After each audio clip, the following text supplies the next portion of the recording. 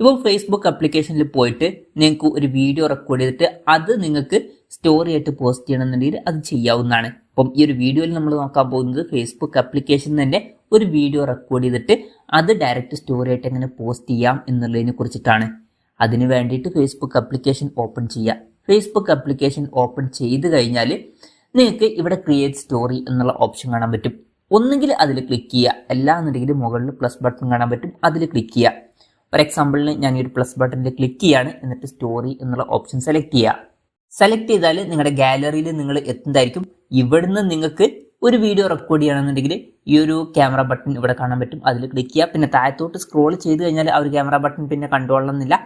അങ്ങനെയാണെന്നുണ്ടെങ്കിൽ മുകളിലോട്ട് തന്നെ വരിക. മുകളിലോട്ട് വന്നാൽ ഈ ഒരു ക്യാമറ ബട്ടൺ കാണാൻ പറ്റും, അതിൽ ക്ലിക്ക് ചെയ്യുക. അതിൽ ക്ലിക്ക് ചെയ്താൽ നോർമലി ഇത് ഫോട്ടോ മോഡിലാണ് ഉണ്ടാവുക. ഇപ്പം ഇവിടെ താഴെ നമുക്ക് കുറച്ച് ഓപ്ഷൻസ് കാണാൻ പറ്റും. ഇവിടെ വീഡിയോ എന്നുള്ള ഓപ്ഷൻ ഉണ്ട്.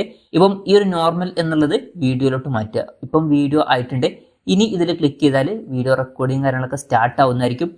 ഇപ്പം ഈ ഒരു വീഡിയോ റെക്കോർഡ് ആയിട്ടുണ്ട്. ഇനി സ്റ്റോപ്പ് ചെയ്യണമെന്നുണ്ടെങ്കിൽ ജസ്റ്റ് ഇതിൽ ക്ലിക്ക് ചെയ്യുക. ക്ലിക്ക് ചെയ്യുകയാണെന്നുണ്ടെങ്കിൽ ആ ഒരു വീഡിയോ നമുക്ക് ഇവിടെ കാണാൻ പറ്റും.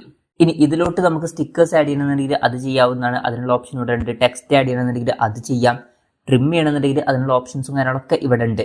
അതുപോലെ തന്നെ ആരെങ്കിലൊക്കെ ടാഗ് ചെയ്യണമെന്നുണ്ടെങ്കിൽ അതിനുള്ള ഓപ്ഷൻസും കാര്യങ്ങളൊക്കെ ഇതിൽ കിടക്കുന്നുണ്ട്. അപ്പോൾ നമുക്ക് ഇഷ്ടമുള്ളത് സെറ്റ് ചെയ്യാവുന്നതാണ്. അത് കഴിഞ്ഞിട്ട് ഇത് ഷെയർ ചെയ്യാനാണെന്നുണ്ടെങ്കിൽ ഷെയർ ബട്ടണിൽ ക്ലിക്ക് ചെയ്യുക. ക്ലിക്ക് ചെയ്യുകയാണെന്നുണ്ടെങ്കിൽ ആ ഒരു സ്റ്റോറി പോസ്റ്റ് ആവുന്നതായിരിക്കും. അപ്പം ഇങ്ങനെ നമുക്ക് വളരെ സിമ്പിളായിട്ട് ഫേസ്ബുക്കിൽ തന്നെ ഒരു വീഡിയോ റെക്കോർഡ് ചെയ്തിട്ട് സ്റ്റോറി ആയിട്ട് പോസ്റ്റ് ചെയ്യാവുന്നതാണ്. ഈ ഒരു വീഡിയോ നിങ്ങൾക്ക് യൂസ്ഫുൾ ആയി എന്ന് വിചാരിക്കുന്നു. എന്തായാലും ഈ വീഡിയോ പറ്റിയിട്ടുള്ള നിങ്ങളുടെ ജെന്യൂൻ ആയിട്ടുള്ള അഭിപ്രായം ജസ്റ്റ് ഒന്ന് കമൻറ്റ് ചെയ്യുക. അതുപോലെ തന്നെ ഇതുപോലുള്ള വീഡിയോസ് ഇനിയും കാണാൻ താല്പര്യമുണ്ടെന്നുണ്ടെങ്കിൽ ഈ ചാനൽ സബ്സ്ക്രൈബ് ചെയ്യാവുന്നതാണ്.